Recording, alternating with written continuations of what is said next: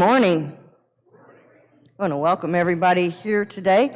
I've got a few announcements coming up, so I want to remind you we do have a Bible study on Monday nights at the church parlor at 7 and on Wednesday morning at 9:30 a.m. Anybody is welcome to participate. I will be at a covenant group meeting on Wednesday, so I will not be at Bible study and I will not be in town. Thursdays, we have bells and choir. Also, starting next week, we are starting our Scare Away Hunger campaign for our food box, which is in the parking lot, which we put food in every single day for food insecurity and those that just need a meal or need something to eat. And so the goal is to fill up our area here with canned goods, box goods, all kinds of things that people would need to help supply our stock of food supplies downstairs. So each week we're asking that you bring something or many things just to see how full we can make it and how much we can collect. There in your bulletin is a Elwood food box suggestion list. Can I bring other stuff? Yes. You can use your imagination and you can bring other stuff, but a lot of times we get asked, well, what do we bring? So if you don't know or you can't think of something, there's a whole list of different things and items that are frequently used to stock that box. So again, starting next week, let's see how well we can do each week. And then we will celebrate. We'll keep it all up here all month. So the whole world's going to see how well we're doing. And then we'll take it downstairs that last Sunday of October. And World Communion Sunday is next Sunday, so we will be celebrating that. October 6th, the United Methodist Women have a Dairy Queen night coming up, which means if you go there between 4 and 8, anything you order, they get a percentage of the profits off of. So we really encourage you. You can drive through, you can go in, you can do that however you want, but we really encourage you between 4 and 7 to go to Dairy Queen that night. Church conference is coming up on the 9th, so we will be going to Anderson. If you are on the board or a ministry area coordinator, we need you to attend that meeting. We will also be having directly following worship on the 9th, a town hall meeting, and it will be a financial discussion. And so we need everybody to come and take a listen to that. Your quarterly statements are available in the back on the table to your, well, I guess it's my left, so they are available there. And on the 16th, Diana is going to start a Sunday school class. You should be getting a postcard or a notice about that with a little bit more information, but that will be directly following worship at 10:45 in the church parlor, and that is also Laity Sunday. So we will be having a celebration of ministry. We have a busy October coming up, so what a joy, though, to have so much going on to celebrate and be a part of. And at this time, I'm going to invite Tom Moser to come up. He has an announcement for us as well.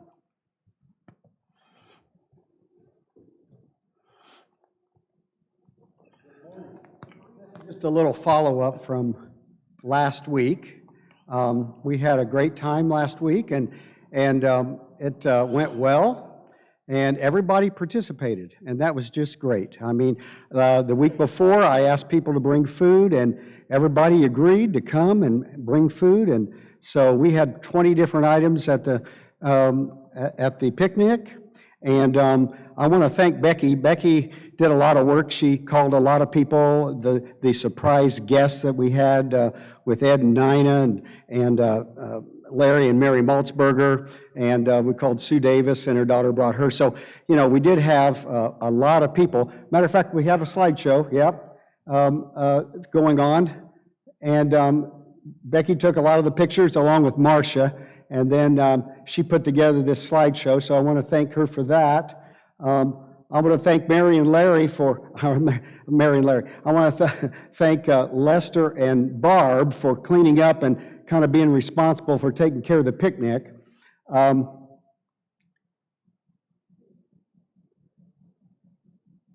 You see, everybody's smiling. See, there you go. Look at there. There's Marcia smiling. Look at there. She's smiling. There you go.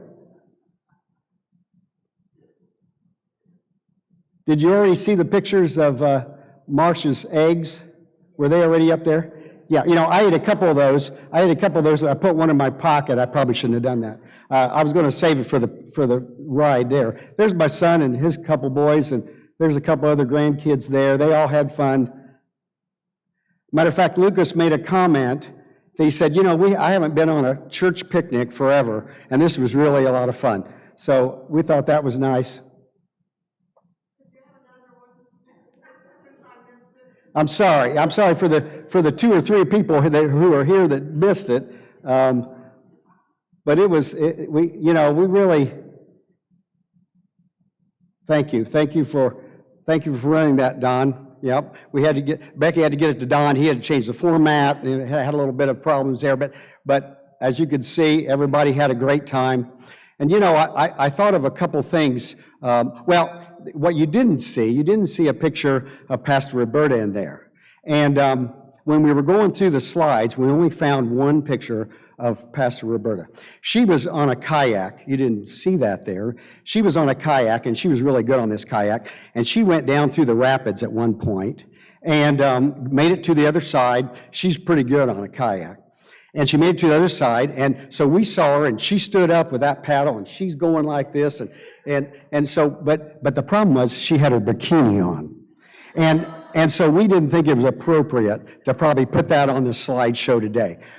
So we left that off on purpose. But that's not really true. But she was really good on a kayak. She could go through and she waited on most of us. We were going through, and she's just kind of waiting for somebody else to come by because she was pretty good at navigating that river there. So we thought that was great. She was good.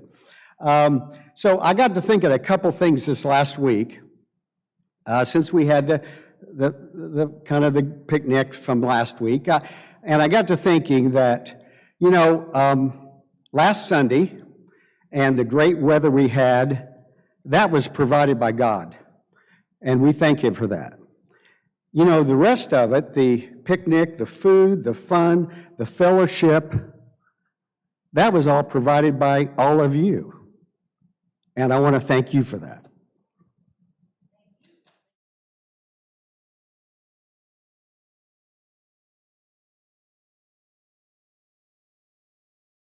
Turn our attention now to our joys and concern. I think Tom already covered our celebration and our joys. Are there other joys that you would like to share this morning?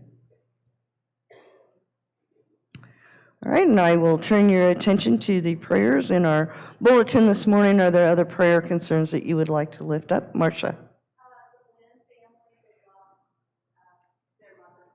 When? So the Wynn family has lost their mother. Others this morning. All right, let us pray. O gracious God, we know that you make new out of that which is broken. We lift up this morning the many people that are listed in our prayer concerns, and we ask, Lord, that you would touch each and every one of them, that you would bring healing and hope and health to their lives in whatever ways that might mean. We ask, Lord, that you would heal up and lift up all those listed here this morning. Lord and God of grace, and we, your people, have gathered here because we want to be close to you, to hear again the words of faith and hope, and to sing again words of praise, and to be challenged to serve. We are people who like our routines, who like our comfortable ruts. Many people today around the globe risk their lives for the gospel. And sometimes, here we sit, many of us more worried about the clothes we're wearing or what we're going to eat for lunch than our worship of you. So challenge us, Lord. challenge our faith, and rekindle within us a passion for your word. Help us to see again your vision for us and your church as we together worship you. And now, Lord, we pray as you have taught us to pray, Our Father, who art in heaven, hallowed be thy name. Thy kingdom come, thy will be done, on earth as it is in heaven. Give us this day our daily bread, and forgive us our trespasses, as we forgive those who trespass against us. And lead us not into temptation, but deliver us from evil. For thine is the kingdom, the power, and the glory forever. Amen.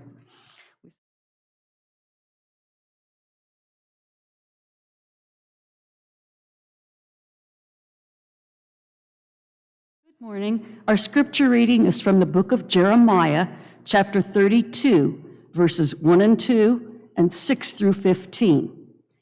Jeremiah received the Lord's word in the 10th year of Judah's king Zedekiah, which was the 18th year of Nebuchadnezzar's rule. At that time, the army of the Babylonian king had surrounded Jerusalem, and the prophet Jeremiah was confined to the prison quarters in the palace of Judah's king. Jeremiah said, "The Lord's word came to me. Your cousin Hanamel is on his way to see you, and when he arrives, he will tell you, 'Buy my field in Anathoth, for by law you are next in line to purchase it.' And just as the Lord had said, my cousin Hanamel showed up at the prison quarters and told me, 'Buy my field in Anathoth, for you are next in line and have a family obligation to purchase it.' Then I was sure this was the Lord's doing. So I bought the field in Anathoth. I signed the deed, sealed it, had it witnessed, and weighed out the silver on the scales. Then I took the deed of purchase, the sealed copy with its terms and conditions, and the unsealed copy, and gave it to Baruch.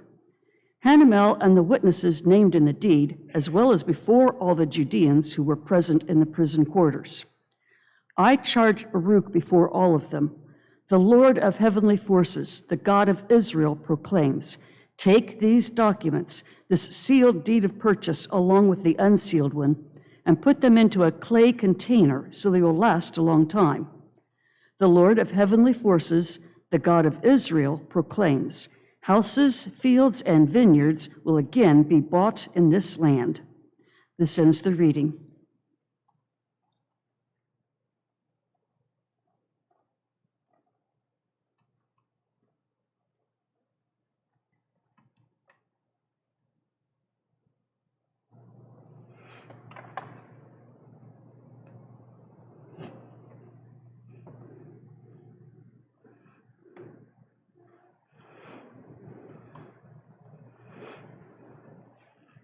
Over these past few weeks, we have been kind of digging into the book of Jeremiah, not exactly what most people would call a book where hope abounds or springs eternal.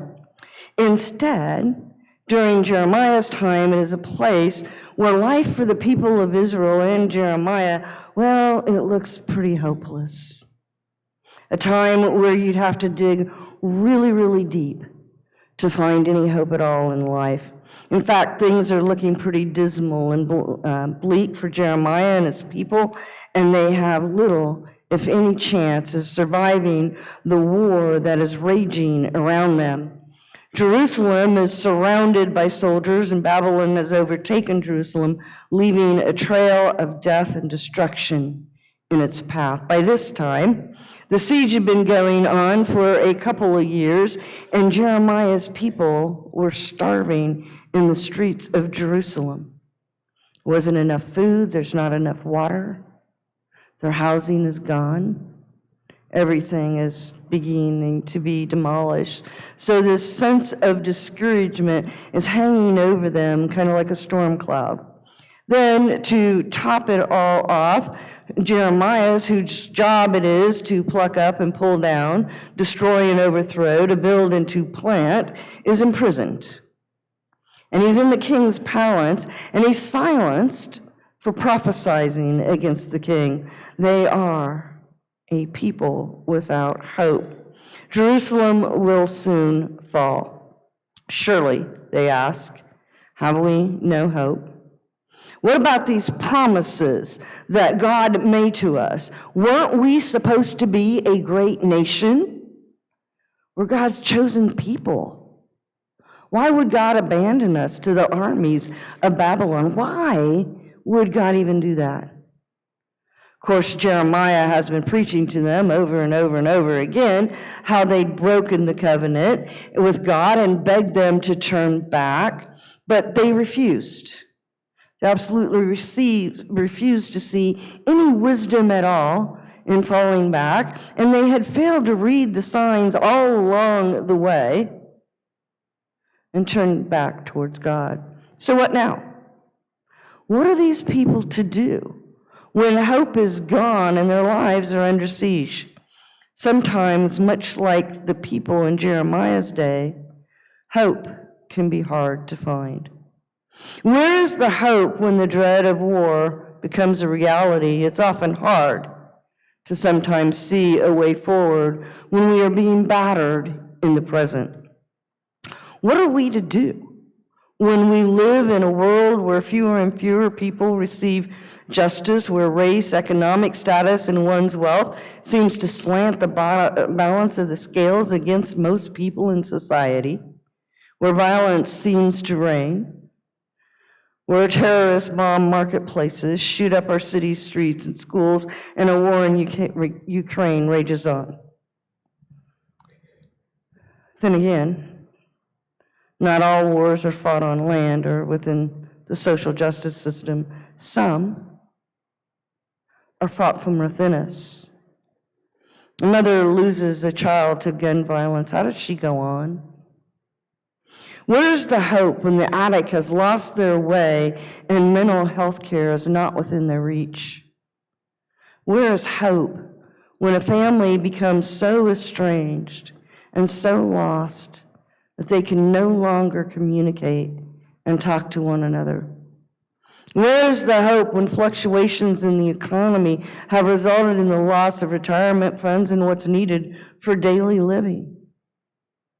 Where's the hope when the one we planned our future with is no longer with us? What do we do when we know that there is supposed to be a light at the tunnel, but for the life of us, we can't see it? What do we do when it seems that what is broken inside us will never heal? Where's the hope when that war rages on within us? What do you do when the walls are closing in and life is under siege? Do you just quit? When things look bleak or everything seems to be crumbling? When our personal lives seem to be surrounded by enemies that we can't even name? Do we just give up hoping in times of crisis and when things get tough? You know, in truth, I'm not always sure that the question is so much about what do we do, in as much as it is what will we do in the face of a world that's overrun by suffering and in a world that's in opposition to the purposes of God, a kingdom of peace and justice, hope and salvation for all. What will we do? Because it was into this midst of such a world and all of this uncertainty that a word from God came to Jeremiah. Now, granted, it was kind of a strange word, but it was a word nonetheless. It wasn't a word that would stop the war from smashing Jerusalem or that was going to make their situation any better in the moment. But it was a word that in years to come would provide a way forward for God's people. The Lord's word came to me, Jeremiah says, or God says to Jeremiah, your cousin Hanamel is on his way to see you, and when he arrives, he will tell you, buy my field in Anathoth, for by law you are next in line to purchase it. Well, okay. And you know, at first Jeremiah isn't really convinced that he's heard God correctly until his cousin actually does show up and backs up God's instructions and tells Jeremiah the exact same thing that God said. Coincidence? Maybe. It makes sense that Hanamel would want to pawn off this piece of property on someone else. After all, it's essentially useless. It's just a few miles from Jerusalem, and it's currently occupied by Babylon. Essentially, there isn't a thing you can do with this piece of land. Who wouldn't want to be rid of it? Why would anybody want it? They're not going to be able to live on it. In today's world, we'd call Hanamel a cheat.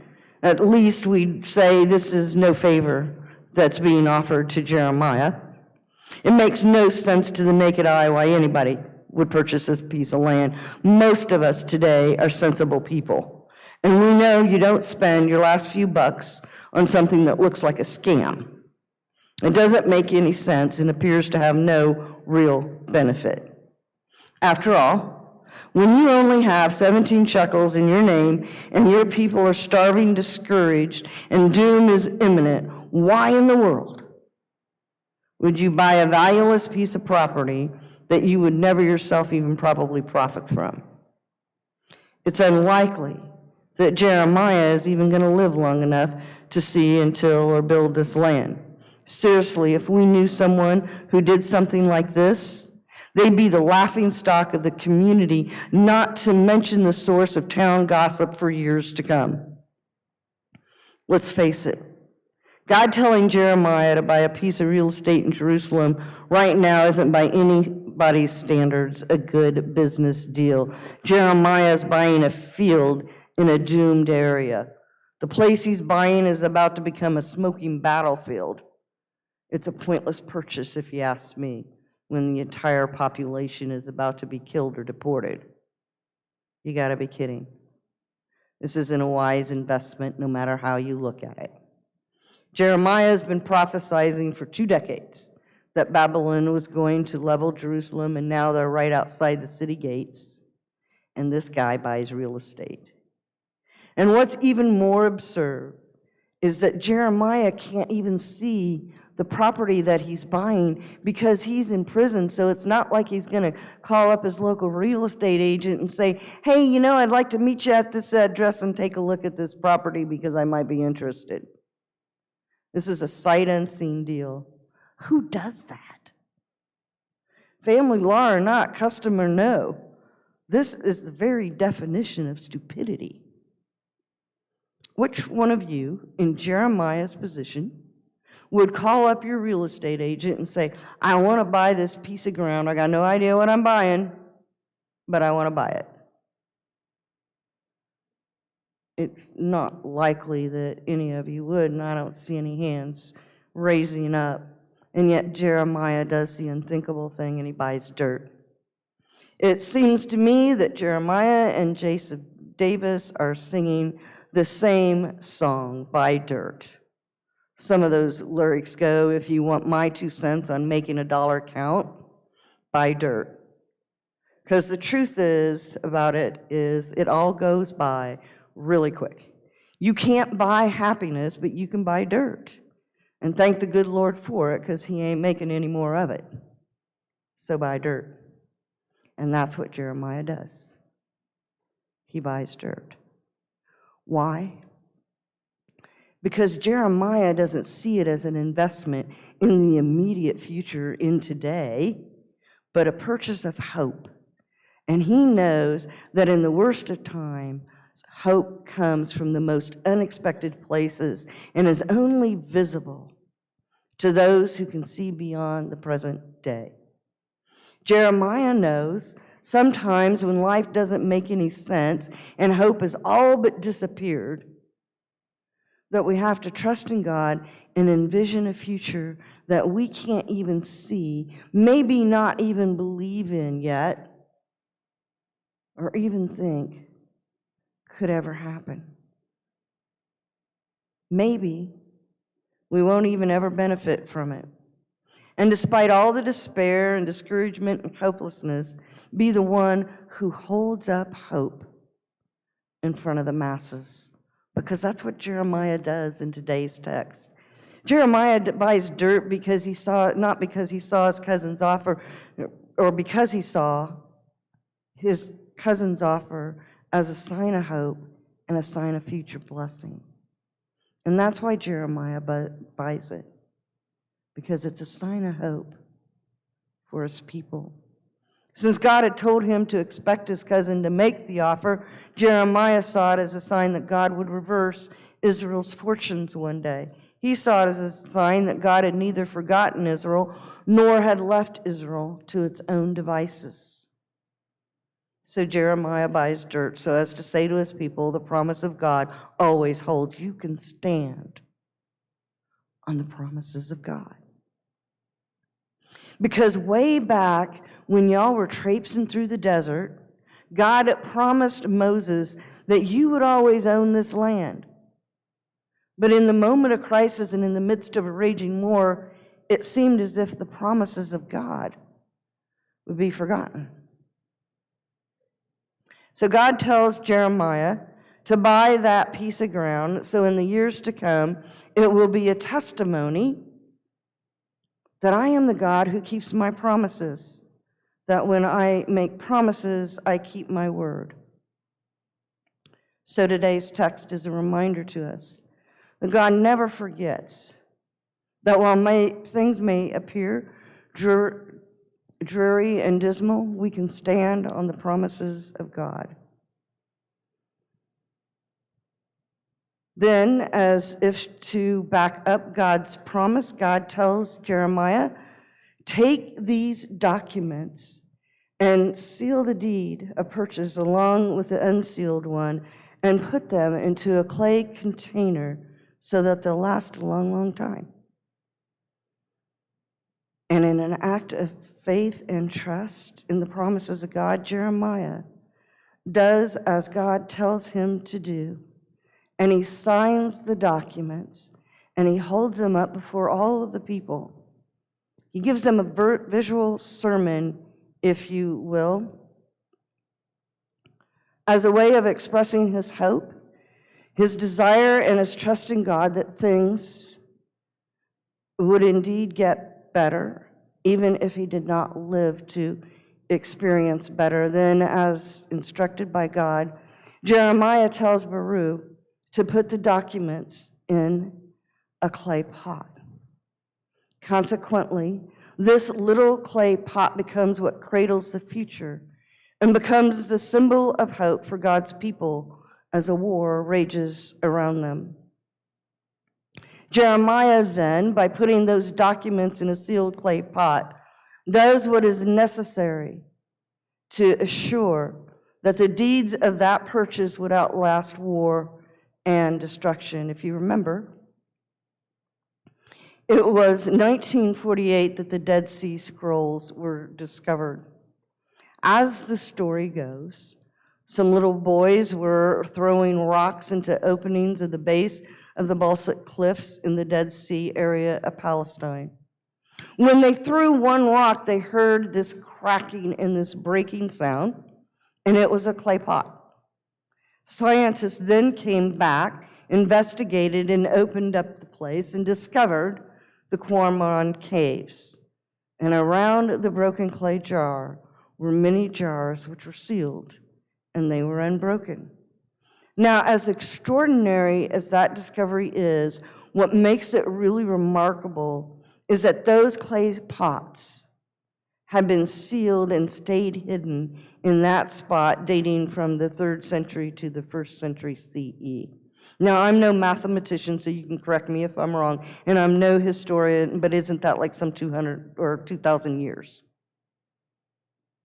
You see, these clay pots had held and preserved over 900 texts in Hebrew, Aramaic, and Greek, including every book of the Hebrew Bible except Esther and Nehemiah, and almost all of the complete text of the book of Isaiah. So when I put that into context of Jeremiah, when Jeremiah puts those documents in that clay pot, he put the indisputable promises of God in that pot and sealed it up to preserve his people's future. Putting legal documents in a clay pot was a pretty common practice, like Back then, it's kind of like a safe deposit box today.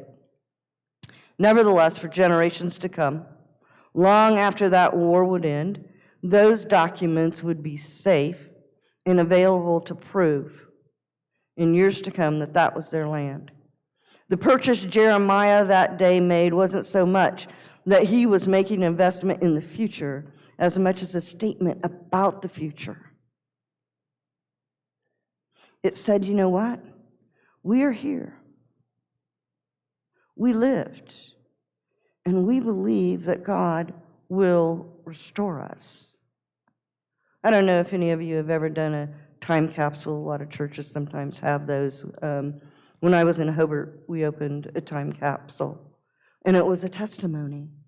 It was a testimony to the church that says, in this time and place, we were here, and this is what we were doing.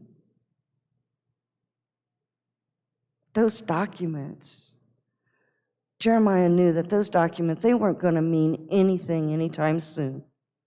But he also knew that the world wasn't going to stay that way forever. 70 years is a long time. He knew probably wasn't ever going to be the one to live to reclaim that land. But his purchase wasn't for himself, but for future generations. His purchase signaled to his people that the one who brought warnings of destruction was also the one who believed in restoration. So Jeremiah wasn't buying dirt for his future. Instead, he was investing in the future of God's redemptive agenda. Listen to the last verse. Houses, fields, and vineyards will again be brought into this land. In this verse, God makes it clear to Jeremiah that the Israelites would one day again buy and sell land in Judah. In spite of their looming captivity, they would one day return to the land and resume life again. You see, there is always hope, no matter what our situation is, or how broken we are, or how broken things seem. No matter how blissful and bleak the days ahead may look, today's text reminds us God has a plan, that life will resume again, and that whatever happens in this life, there is always hope. That when all our hopes and dreams are under siege, all we need to do is remember Jeremiah's purchase of hope in that little clay pot, act in faith, and trust in the promises of God that one day restoration will come. Houses, fields, and vineyards will again be brought in this land. Jeremiah's purchase then stands as a testimony to us of what faith and hope in God can do. It reminds us that as God's people in the world today, we are a people of hope. And as a people of hope, we live in hope. Hope is where we set up camp. We believe in hope, we act in hope, and someday we will live in the fullness of that hope in Christ Jesus. Houses, fields, and vineyards will again be brought into this land. So no, wherever you are at today, there is always hope for a better future and for a better day. Praise be to God.